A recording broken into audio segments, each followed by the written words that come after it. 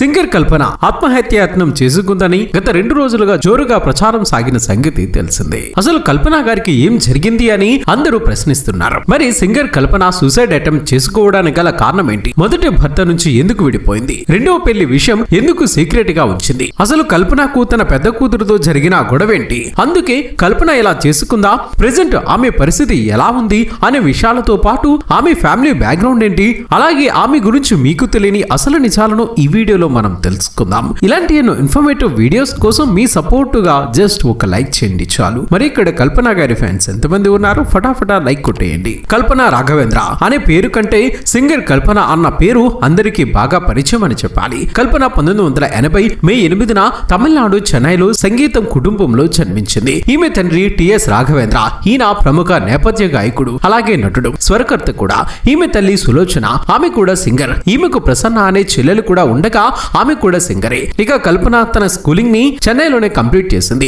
ఆ తర్వాత inter, master of computer of application డిగ్రీని కూడా అక్కడే కంప్లీట్ చేసింది. అయితే ఫ్యామిలీలో అందరూ సింగర్స్ కావడంతో కల్పనకు కూడా చిన్నప్పటి నుంచి సింగర్ అంటే బాగా ఇంట్రెస్ట్ ఉండేది. అయితే కల్పన సింగర్ అవ్వడానికి ముందే ఫ్యామిలీ సపోర్ట్ తో ఇండస్ట్రీకి బాలనటిగా అడుగుపెట్టింది. ఆమె 3 ఏళ్ల వయసులో ఉన్నప్పుడు ఈనాడు అనే మలయాళ మూవీలో బాలనటిగా చేసింది. ఆ తర్వాత టాలీవుడ్ ఇండస్ట్రీలో సీతారామ కళ్యాణం మూవీలో ఒక పాటలో నటించింది.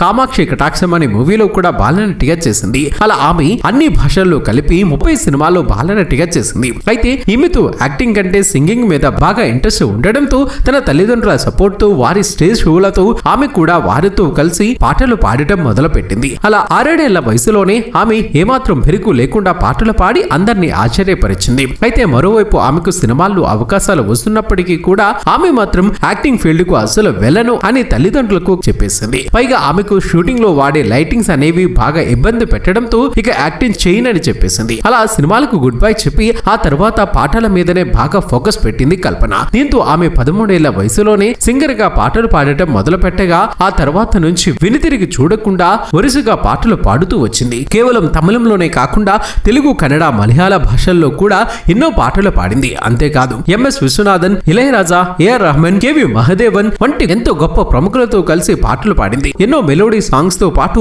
రాగయుక్తమైన పాటలను కూడా పాడింది. అయితే కల్పనను ఇండస్ట్రీలో ముద్దుగా రాక్షసి అని పిలుచుకుంటూ ఉంటారు. కారణం చాలా కష్టమైన పాటలను, బాగా కఠోరమైన పాటలను కూడా మంచినీళ్లు తాగినట్లుగా పాడేసే సత్తా ఆమెలో ఉంది. అలా కష్టమైన పాటలను పాడడానికి కేవలం కల్పననే ఎంచుకునేవారు టాప్ దర్శకులు. ఇక ఈమె ఈటీవీ, జెమిని, మా టీవీ, జీ తెలుగు వంటి ఛానల్స్ లో ప్రసారమైన ఎన్నో షోలలో పాటలతో బుల్లితెర ప్రేక్షకులకు కూడా బాగా దగ్గరైంది. అంతేకాదు జడ్జిగా కూడా బాధ్యతలు చేపట్టింది. అలా అన్ని భాషల్లో కలిపి 3000కు పైగా పాటలు పాడింది కల్పన. ఇక ఈమె తన పాటల ద్వారా గొప్ప అవార్డులు కూడా అందుకుంది. అలాగే డబ్బింగ్ ఆర్టిస్ట్ గా కూడా చేసింది. అలా ఇప్పటికే తన పాటలతో అందరి ముందు బాగా జోస్గా కనిపించే కల్పన వ్యక్తిగత జీవితంలో మాత్రం ఎవరికి చెప్పుకోలేనని ఇబ్బందులు ఎదుర్కొంది. నిజానికి ఆమె సింగింగ్ లైఫ్ గురించి అందరికీ తెలుసు, కానీ పర్సనల్ లైఫ్ గురించి అంతగా తెలియదు. కల్పన మంచి కెరియర్ లో ఉన్న సమయంలోనే, అనగా ఆమె 25 ఏళ్ల వయసులోనే ఆమె తల్లిదండ్రులు ఆమెకు ఒక వ్యక్తితో పెళ్లి చేశారు. ఇక పెళ్లి తర్వాత వీరికి ఒక పాప పుట్టగా ఆ పాప పుట్టిన 3-4 ఏళ్లకే కల్పనతో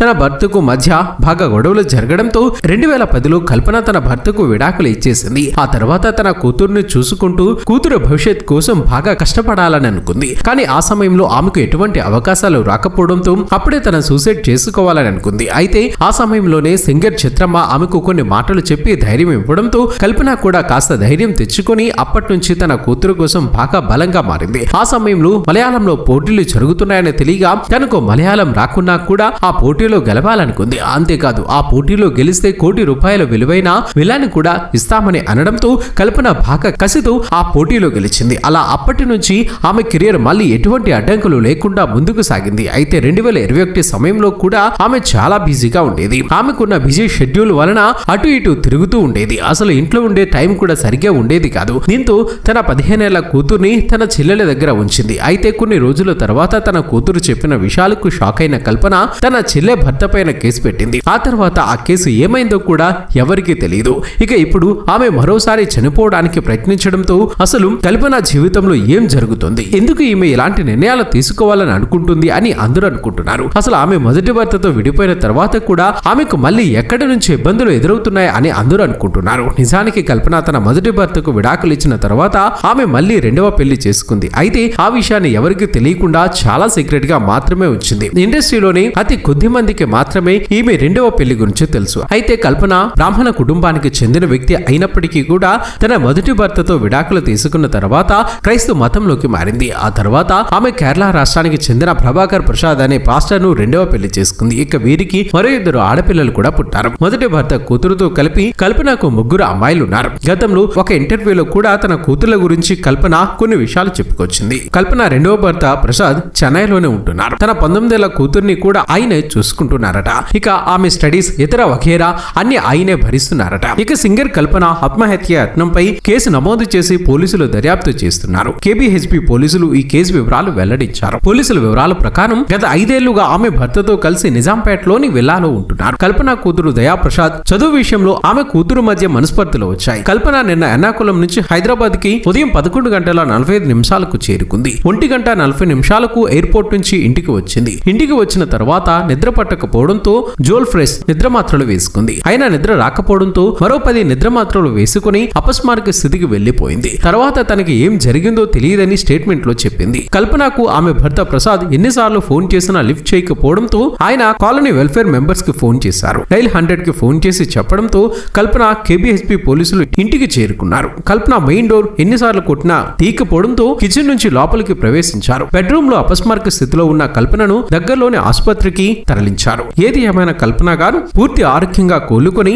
మళ్ళీ తన పాటలతో అలరించాలని మనస్ఫూర్తిగా కోరుకుందాం. మరి ఆమె పాటలంటే మీకు ఇష్టమైతే ఈ వీడియోను లైక్ చేసి మీ సపోర్టును మాకు అందించండి ఫ్రెండ్స్. మేము చేసే ప్రతి వీడియో వెనుక చాలా కష్టం ఉంటుంది. ఆ కష్టానికి మీరిచ్చే ప్రతిఫలం ఒక లైక్ కొట్టి సబ్స్క్రైబ్ చేసుకోవటమే. చేస్తారు కదా ఫ్రెండ్స్.